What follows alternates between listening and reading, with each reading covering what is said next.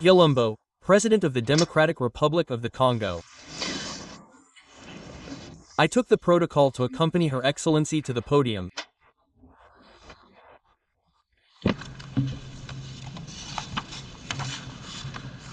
She invites Madam President, Mr. Secretary General, Excellency, heads of state and government to speak.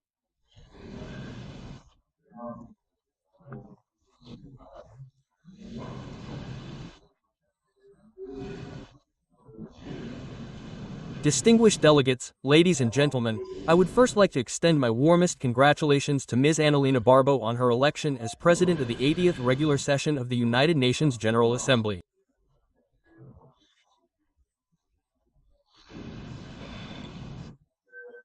Her leadership and commitment to multilateralism will be crucial to the success of our work.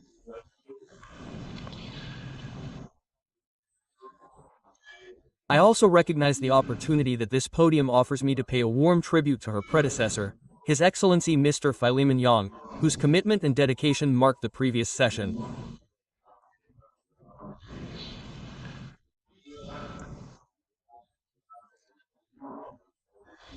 Finally, I reaffirm my country's full confidence in the work of the Secretary-General of the United Nations, Mr. Antonio Guterres, for his constant efforts to strengthen our organization and promote solutions to the challenges that threaten peace, security and prosperity in the world, particularly in the Great Lakes region of Africa, of which the Democratic Republic of the Congo is a part.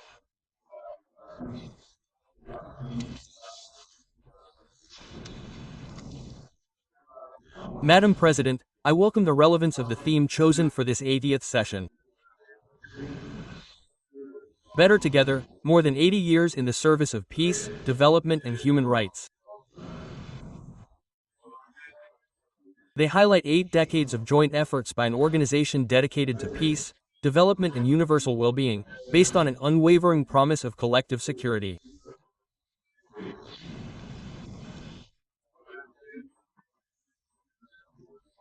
The 80th anniversary of the United Nations, which has been the guarantor of this security since 1945, is an opportunity to reaffirm the virtues of effective multilateralism and to pay tribute to the ideal of peace, human dignity and solidarity among nations that inspired its founders.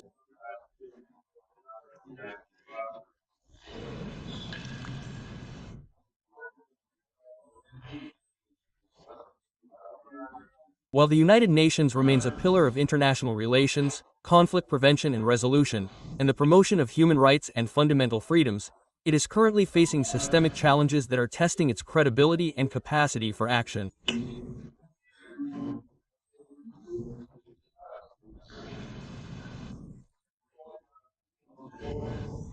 The profound changes of our time, including the persistence of armed conflicts, climate change, recurring humanitarian crises, and multifaceted transnational threats, remind us that multilateralism is no longer an option but an essential requirement that applies to all.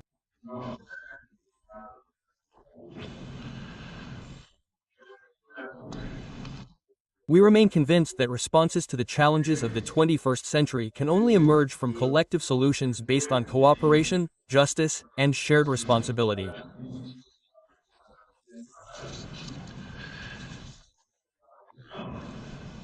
Madam President, following its election last June, the Democratic Republic of the Congo is preparing to serve as a non-permanent member of the Security Council for the period 2026-2027.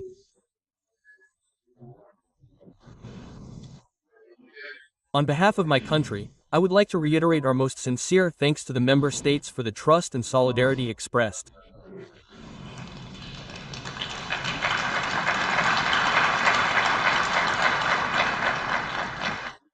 Our participation will be resolutely constructive and holistic. It will be based on 2 inseparable priorities: peace and security on the one hand, and conflict prevention and resolution on the other.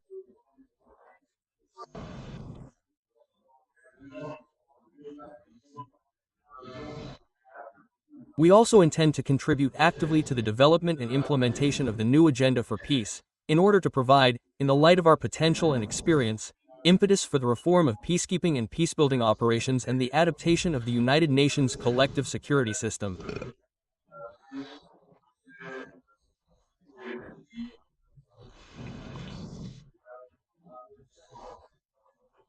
Regarding the reform of the Security Council, my country reaffirms the common African position as set out in the Disuini Consensus and the Sirte Declaration.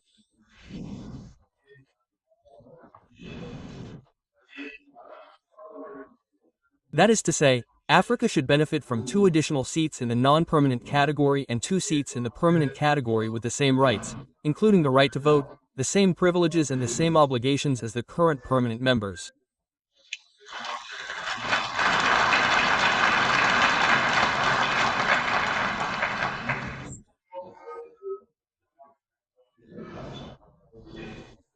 Of these 54 states and more than 1.2 billion inhabitants, Africa cannot remain on the sidelines of decisions that affect international peace and security.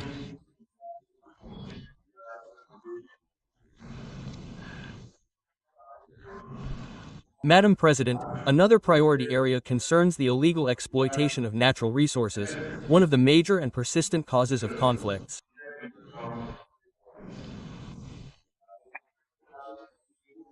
The Democratic Republic of Congo intends to place the governance of these strategic minerals at the heart of the debate in order to guarantee their exploitation in accordance with the principles of sustainable development, economic sovereignty and the well-being of the population.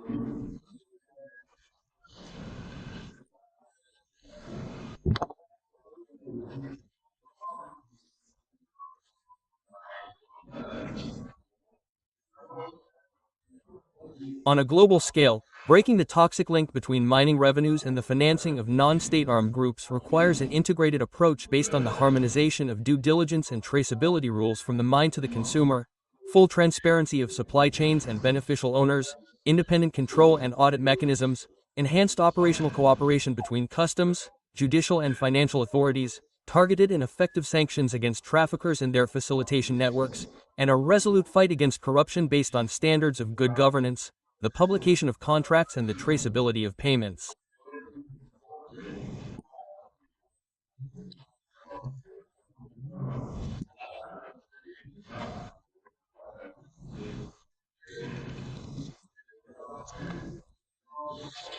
Of course, the dimensions of human rights and transitional justice, as well as the women, peace and security and youth, peace and security agendas, remain inseparable from this action. Their effective consideration is the condition for a just, sustainable and inclusive peace.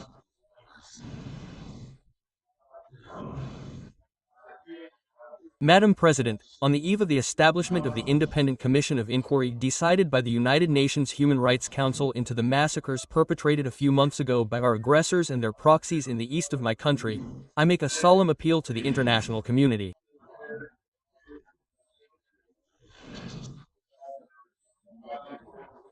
It has a moral and political duty to support this essential process in order to establish the truth, to bring justice to the victims and to lay the foundations for a lasting peace rooted in memory and shared responsibility.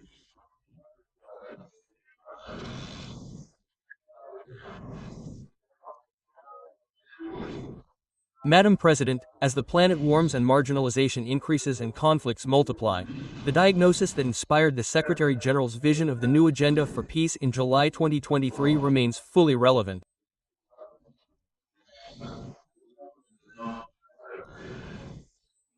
The world is now facing multifaceted and profound crises.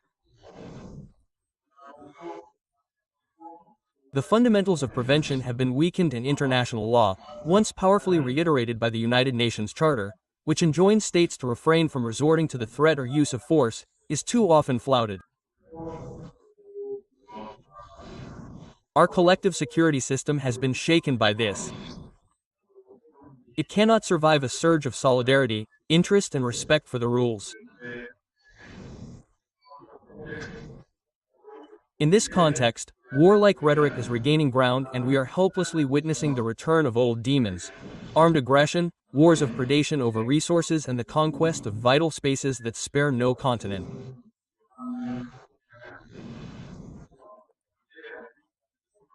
While the war between Israel and Hamas is ravaging the Gaza Strip with the risk of regional spread and the Russian-Ukrainian conflict continues, other hotbeds of conflict are flaring up in Yemen, Burma and Syria.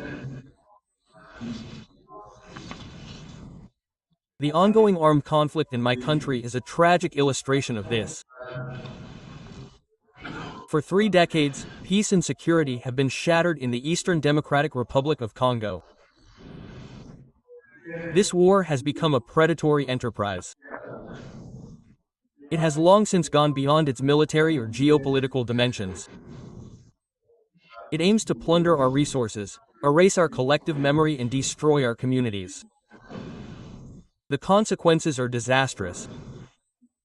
Millions of people have died, families have been decimated, nearly 7 million people have been internally displaced, women and children have been targeted, villages have been wiped off the map, and generations have been sacrificed. In several regions of the East, all the signs of a plan to exterminate people are present.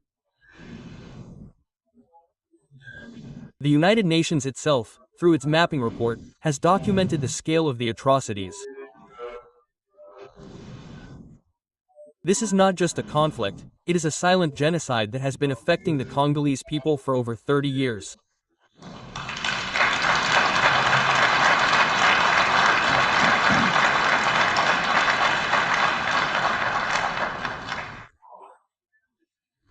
Just last July, more than 300 civilians, including 48 women and 19 children, were massacred in the Rutshuru territory by the AFC.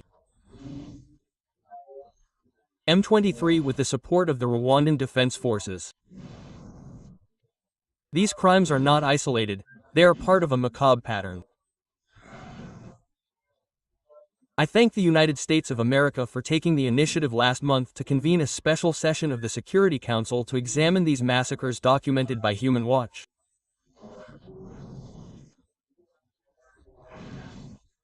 To put an end to this conflict, the Security Council, in its Resolution 2773 of the 21st of February 2025, notably demanded the withdrawal of the M23 from the cities of Goma, Bukavu and all areas under its control, the dismantling of the parallel administrations set up in violation of the sovereignty of the Democratic Republic of the Congo, and the cessation of all direct or indirect support for the M23.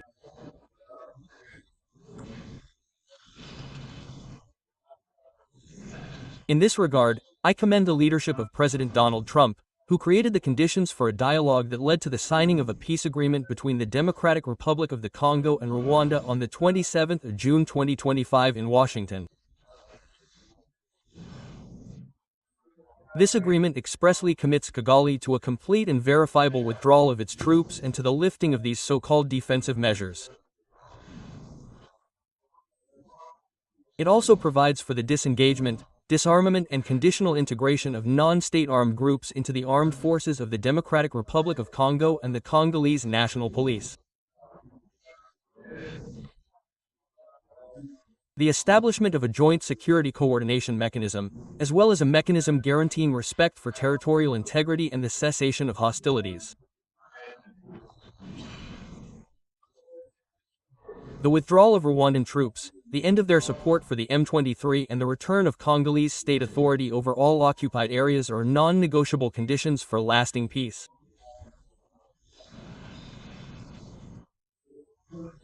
I call on the United Nations to ensure the strict implementation of this agreement, which is now inseparable from the implementation of the aforementioned resolution. As long as these decisions are not implemented, the blood of innocent people will continue to flow.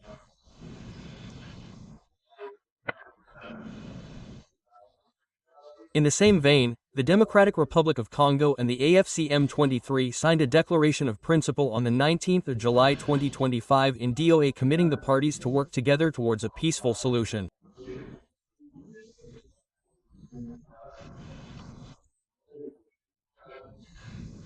I would like to express my gratitude to His Highness the Emir of Qatar, Dear Tamim Binat Al Thani, for his dedication and commitment to peace in the Democratic Republic of Congo and the Great Lakes region.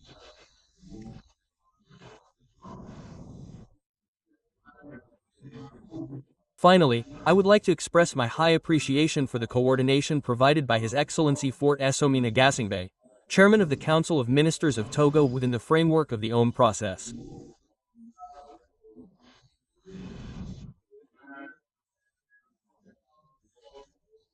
This momentum stems from the convergence of efforts of the Luanda process consistently led by His Excellency João Manuel Gonçalves Lourenço, President of the Republic of Angola and current Chairman of the African Union, and the Niobe process facilitated by His Excellency Moi Kenyatta, former President of the Republic of Kenya.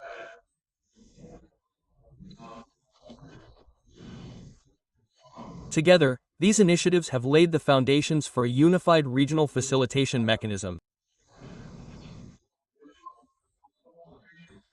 A momentum that we intend to continue in order to preserve continental cohesion, strengthen coordination between African initiatives and consolidate a harmonized framework for action in order to restore lasting peace in the eastern part of the Democratic Republic of Congo.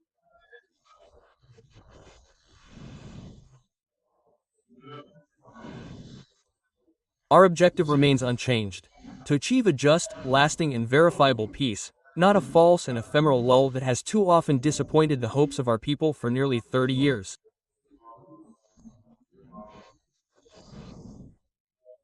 We expect the international community to stand with consistency and courage on the side of law. It is at this price that truth will prevail over impunity and that peace will once again become possible. Madam President, it should be made clear that the diplomatic process initiated with all parties to the conflict in no way excludes the quest for justice and reparation. If the world still hesitates to express our pain, we will not wait. We are its first witnesses, we will be its first artisans of justice. But we need your solidarity, your support and full and complete respect for international law.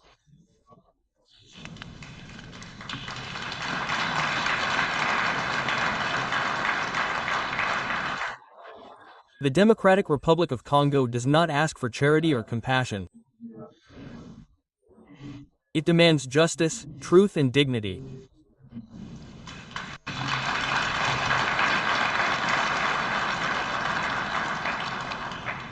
Our country has extended its hand. We have signed peace agreements, accepted dialogue and made commitments to reconciliation. But a false peace built on impunity and forgetfulness is only a precarious armistice.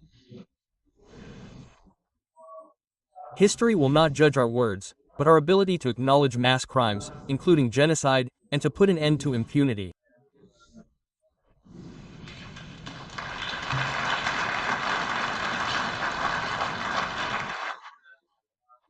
Madam President, the Democratic Republic of Congo is a country of life, natural wealth and human resilience. We want to contribute to world peace, but peace begins with the recognition of our own tragedy. I address a solemn appeal to this Assembly. Recognize the Congolese genocide. Support our fight for truth and justice and help us finally build lasting peace in the heart of Africa.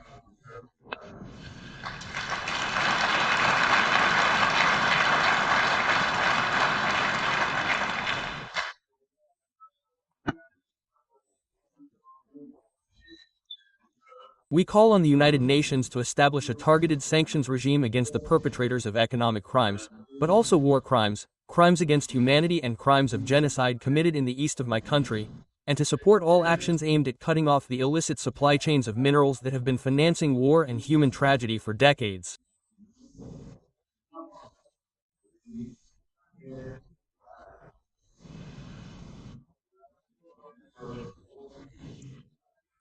These actions must be carried out with the support of the African Union, the United Nations and our development partners, involving neighboring states, companies that buy and process these blood minerals, financial institutions through which the flows pass, and civil society organizations.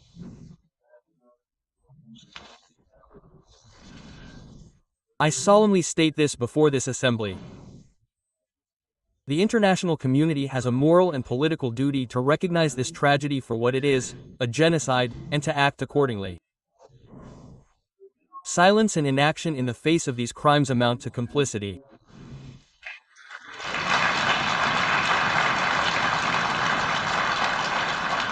We demand the immediate establishment of an independent international commission of inquiry with the resources to establish the truth, bring justice to the victims and break the cycle of impunity that has fueled this tragedy for decades.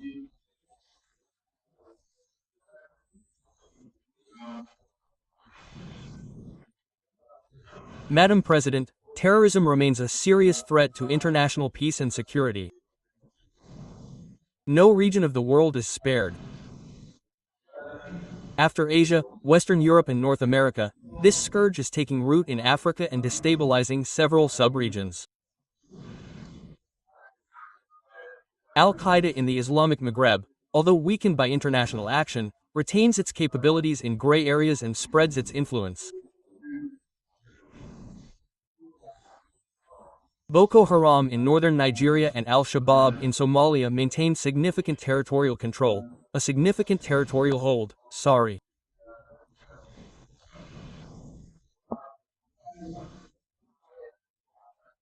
In Central Africa, following the devastation caused by Joseph Kony's Lord's Resistance Army, the northeast of the Democratic Republic of Congo is suffering atrocities by the Allied Democratic Forces, the ADF, a terrorist group that has pledged allegiance to the Islamic State.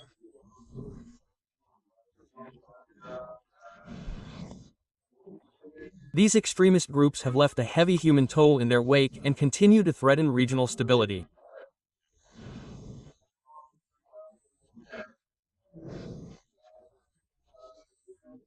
As a member of the global coalition against Daesh, the Democratic Republic of Congo calls on the United Nations to commit more resolutely to implementing the recommendations of the said coalition and the Akaba process, namely increased intelligence sharing, cutting off funding, combating propaganda and sanctuaries, and increasing support for victim communities in full compliance with international humanitarian law.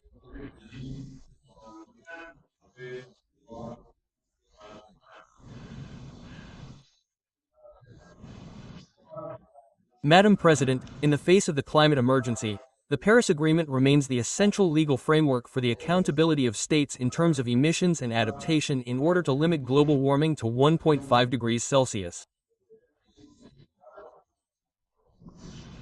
In this regard, the Democratic Republic of the Congo has adopted its 2022 to 2026 National Adaptation Plan.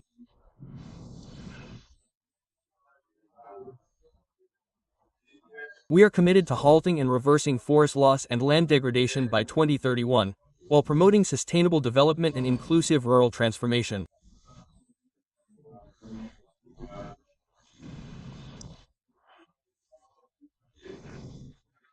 Since December 2021, a series of measures have been supporting forest landscape restoration, including the School Gardens for 1 billion trees by 2030 program, which aims to strengthen CO2 sequestration and ecosystem resilience.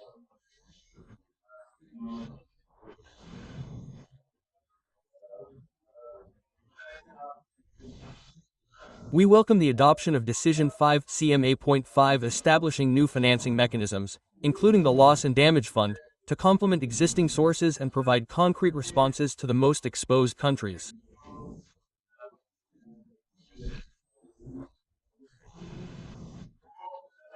With its unique environmental potential, the Democratic Republic of the Congo is at the heart of solutions.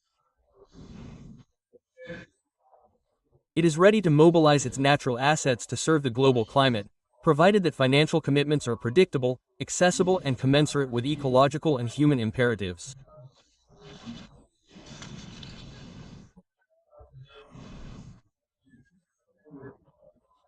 Madam President, allow me to also address the issue of energy challenges and the protection of our ecosystems, recalling that the Congo Basin is home to the second largest tropical forest in the world, considered by many scientists to be the world's largest carbon sink, as well as a vast hydrographic network dominated by the Congo River, the world's second largest in terms of flow.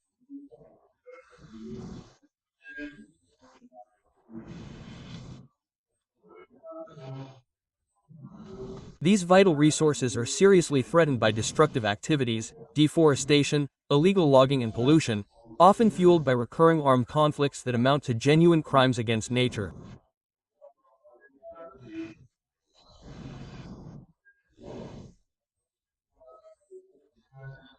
That is why the Democratic Republic of the Congo supports the initiative led by Vanuatu, Fiji and Samoa to establish ECOID as an autonomous criminal offense at the international level to punish illegal or arbitrary acts causing serious damage to the environment.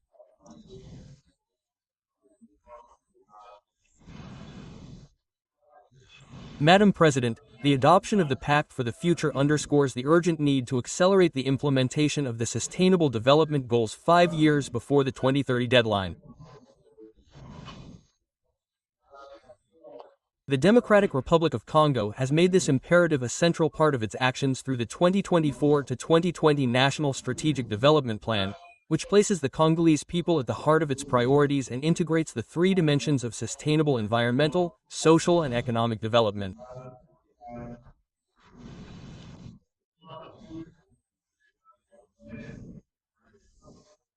This plan is structured around clear guidelines, namely consolidating security and democratic governance, modernizing infrastructure and the business climate, protecting the environment and guaranteeing access to basic social services, sanitation, education, health, electricity, etc. The results remain mixed, as only SDGs 12 and 13 still seem achievable by 2030, but tangible progress has been made.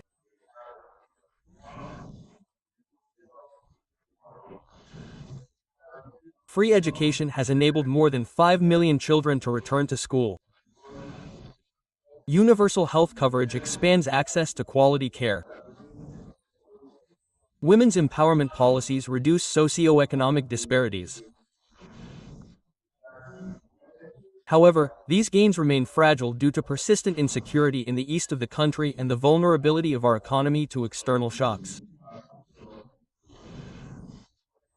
Our economy must therefore transform itself to become a driver of sustainability and prosperity. A country that is a solution to climate change. My country intends to enhance its forests, peatlands, and biodiversity within a climate economy geared towards green, resilient, and low-carbon growth.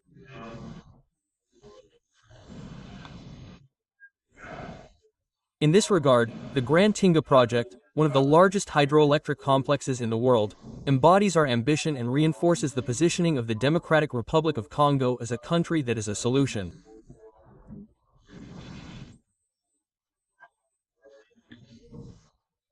It aims to provide clean and competitive energy to electrify our territories, decarbonize our industry, support regional energy integration, and pave the way for new uses, including green hydrogen.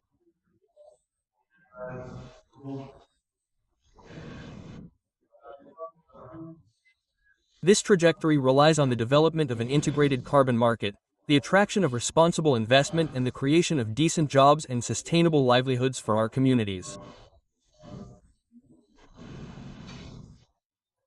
However, a major obstacle remains: financial constraints.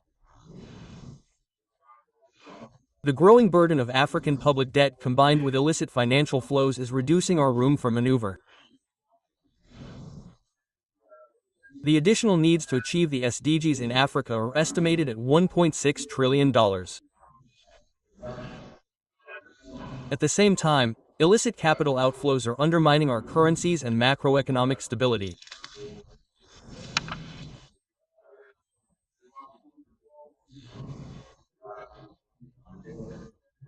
Hence the need for urgent reform of the international financial architecture to guarantee developing countries fair and predictable access to concessional financing aligned with their national trajectories, including through better rechanneling of SDRs, capitalization of multilateral development banks, countercyclical liquidity facilities, and a strengthened fight against illicit flows.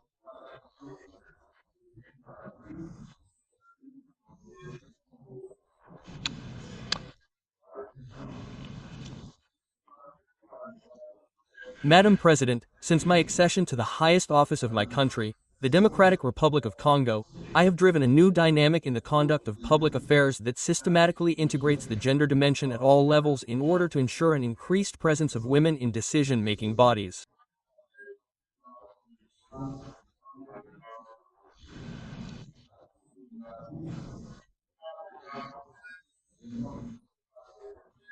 By way of illustration, the proportion of women in government has increased from 17% in 2019 to 32% in 2025. Madam President, as part of a strategic and multi-sectoral approach aimed at mobilizing young people in the service of national progress, my government has adopted a national youth policy.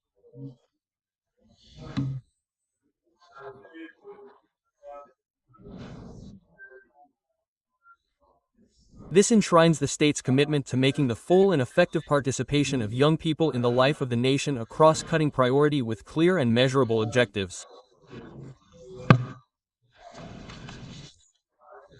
Madam President, the Democratic Republic of Congo aspires to peace, justice, and development.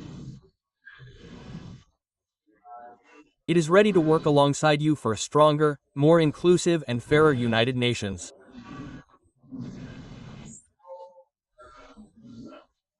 With these human, natural, and strategic assets, my country intends to put them at the service of a better future for the coming generations of our common home, planet Earth.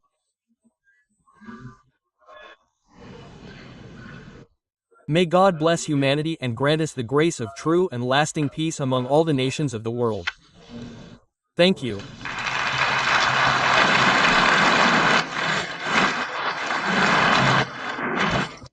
On behalf of the Assembly, I thank the President of the Democratic Republic of Congo.